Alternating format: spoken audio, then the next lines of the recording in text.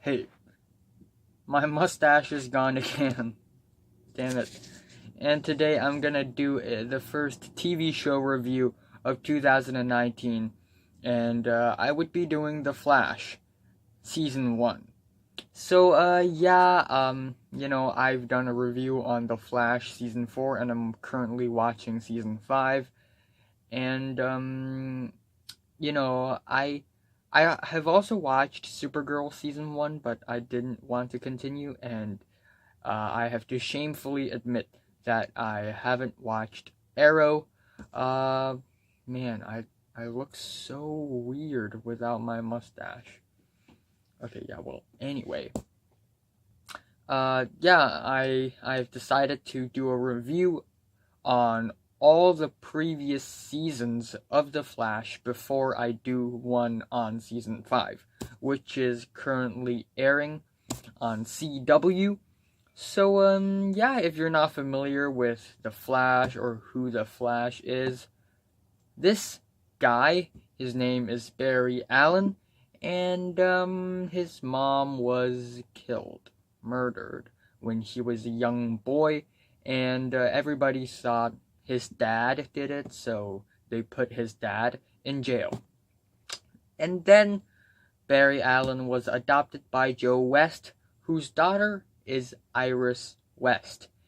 And that's pretty much all you need to know for Barry Allen. We also have Dr. Harrison Wells, who works at Star Labs with some other teammates, such as Cisco and Caitlin, and they were gonna make this particle accelerator thing, and then, something got wrong and it exploded, and the entire central city blew up, and it affected a lot of people and gave them superpowers, including Barry Allen, who got struck by lightning, and he became a speedster, aka the Flash, who runs and moves really fast. Honestly, I'm not a huge fan of DC, even though there are a couple of DC releases that I'm actually really, really crazy about. But I don't think the Flash is a bad superhero at all. Actually, I think the Flash is pretty good. So here we go. The pilot episode. The first act of the episode, where the Flash had to go through his backstories and all, it's pretty rushed, okay? It's a little too fast, for lack of a better word. But yeah, it's still pretty entertaining and pretty solid. And then we have episode 2 and episode 3, where the Flash makes a lot of mistakes, learns more, trains more, meets new people, defeats new villains, and it's almost like the writers had found a formula for a pretty good, pretty solid, and decent at best Flash episode, and they've been using that same formula over and over and over again. Except in season 1, they also added a lot of different storylines that are actually kind of interesting. For instance, on episode 4, Wentworth Miller actually made an appearance as Captain Cold, aka Leonard Snart. And even though it's a little cheesy, the dialogues are a little corny, but I can still say that it's pretty entertaining, a fun time. I've had a fun time whenever Captain Cold is on screen.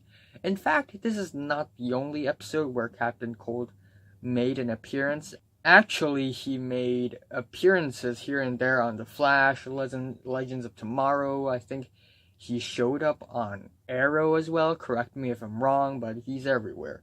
So, it's pretty good, not gonna lie. And I also really like how the writers keep coming up with cool, little, interesting ideas for a storyline, for an episode. Like on episode 6, where Barry Allen has to face his childhood bully. On episode 7, he ran out of speed. Power outage. And on episode 9, the Flash became evil, and Green Arrow, must stop him. And I really, really like that episode, actually. The fight between Arrow and the Flash is entertaining, it's intense, and there are also a lot of side storylines throughout the season that's really, really, I'm not going to say really well written, but at least they're interesting, entertaining, and not overly ridiculous, like some of the storylines later on in the show. Okay, but 9 episodes in, the writers have decided to finally put the centerpiece of season 1 into the show, and that is the Reverse Flash. The Flash's biggest enemy shows up on the first season. Now, that's a pretty bold move. If I were the writers, I would have probably put Reverse Flash in some later seasons, save the best for the last, or the lasts. But that's a bold move, because the Reverse Flash is one of the most iconic villains in the DC Comics. And here we are, episode 9, he shows up, the world is in danger. And we also have some other great villains as well. Mark Martin, aka Weather Wizard, shows up on episode 15. And wow, I actually really, really, really love episode 15. One of my favorite episodes in the entire show.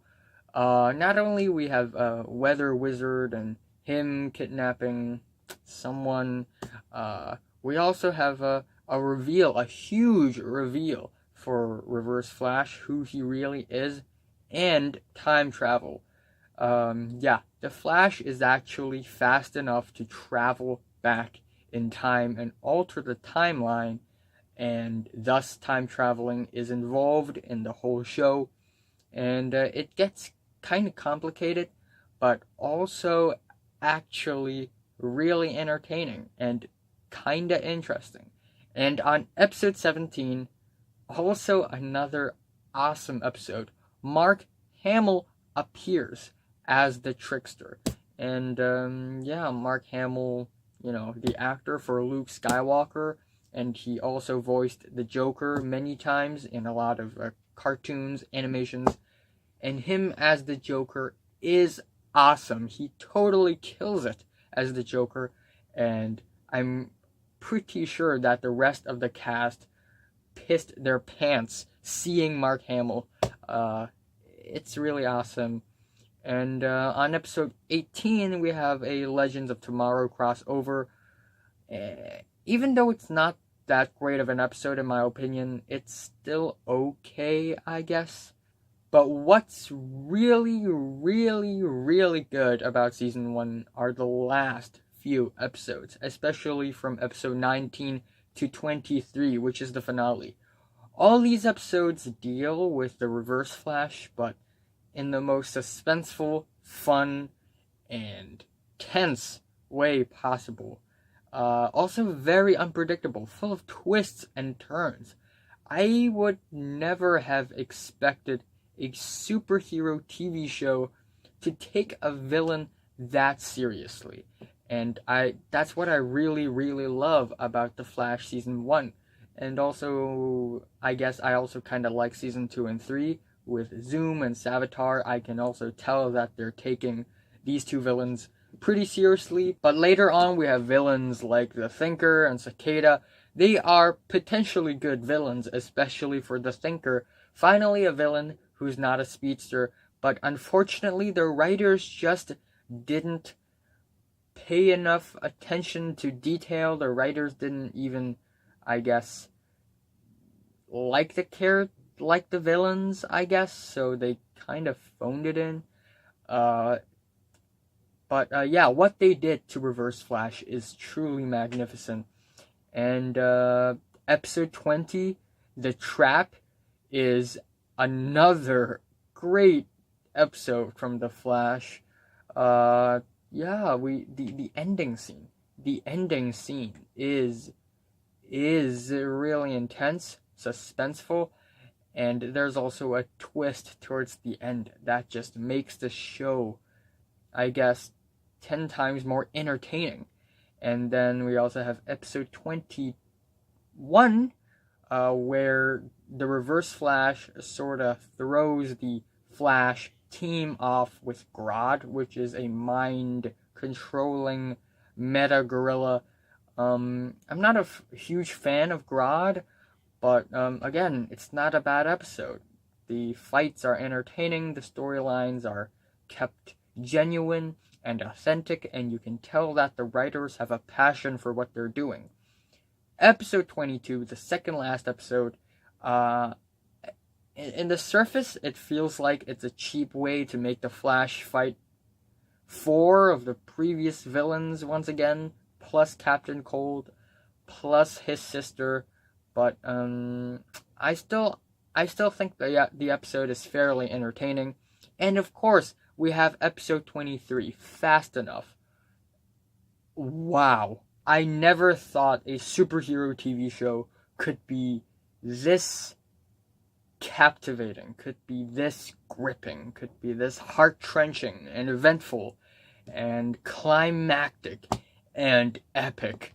I never thought the Flash, the TV show, would go such great lengths to achieve a climactic ending to a season. And I'm really impressed with what the writers had done here, actually. Of course, we have a wedding between Ronnie and Caitlin in the last episode, which I don't really care for all that much, but I guess it's a cool little thing in the episode. But what's really crazily good about the finale, I have to give a spoiler alert. Can I give a spoiler alert? Okay, so a few episodes back, Reverse Flash is revealed to be Harrison Wells. What? And, that revelation made me ask way more questions. And then, after the reveal, we end up with the season finale, and, I think Barry and the Reverse Flash, aka Eobard / Harrison Wells, made a deal where Barry had to go back in time, stop the Reverse Flash, and save his mom, and then he could let Eobard go back home, go back to the future, and it's gonna be like a peace treaty thing. Nothing had ever happened. Wrong. Barry went back in time, and he had the chance to save his mom from getting killed by the Reverse Flash. But he didn't. Another future Flash showed up and told the present time Flash to stop, and the present time Flash let his mom die. But in her dying moments, he showed up and he revealed to his then dying mom that he is Barry Allen from the future and that he loves her. And wow, that scene almost has me in tears. And then he goes back to the present time, and at that moment, Eobard was about to go back to the future, and Barry Allen just straight up destroys his pod thing. And whoa, an intense fight after an emotional moment is always very emotional driven, and I love it. It's really tense. We have a fight between Eobard and Barry, and then all of a sudden, before Barry loses, Eddie Thawne, who was supposed to be Iris's boyfriend, killed himself right in front of Eobard. And then Eobard, aka the Reverse Flash, is erased out of existence because apparently Eddie Thawne is his great-great-great-grandfather. And wow. wow. So basically, Barry didn't defeat Eobard. Eddie did.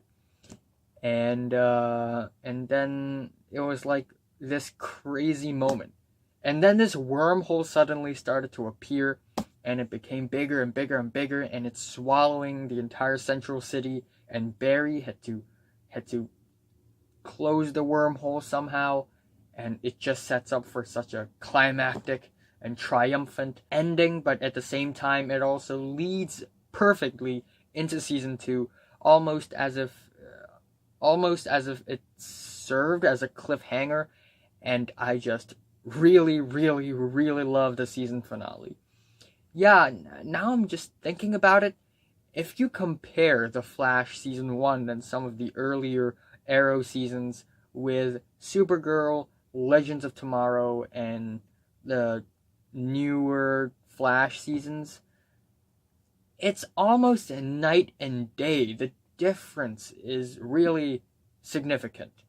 And I guess one of the reasons why is because during The Flash season 1 and 2, the writers really did make an effort and try to make The Flash a good TV show. And not only does The Flash appeal to young kids or appeal to teens, adults can watch it and be as equally shocked as well, because The Flash seasons 1 and 2 are, I guess, I'm not gonna say mature, but it's more massive. It's more inclusive. I feel like the writers of season 1 really gave a shit, and the characters aren't that bad as well. I mean, I don't care for Iris West, but all the other characters, they're not bad. They're not that bad. I mean, a couple of cheesy, corny lines here or there, especially from Cisco, but whatever.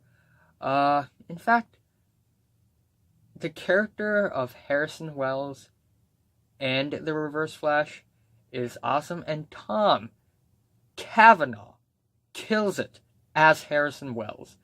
And wow, what else can I say? The storylines of season 1 is really solid. It's cohesive, and the Flash season 1 really finds a balance between the funny, lighthearted bits with the tragic and almost dark bits.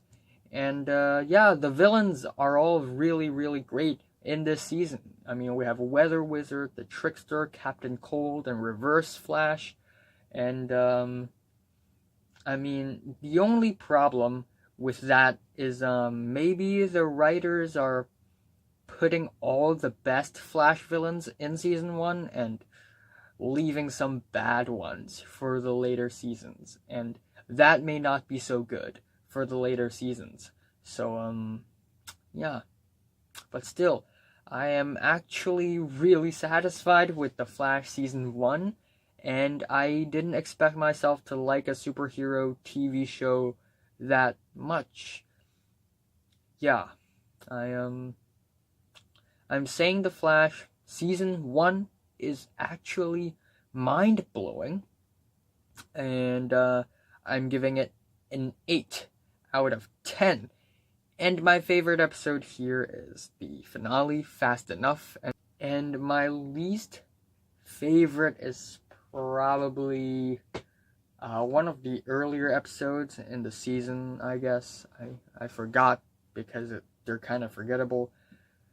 So, have you watched The Flash Season 1 from 1 to 10? How much to rate it? Like if you like it. And subscribe if you want more. And thanks for watching.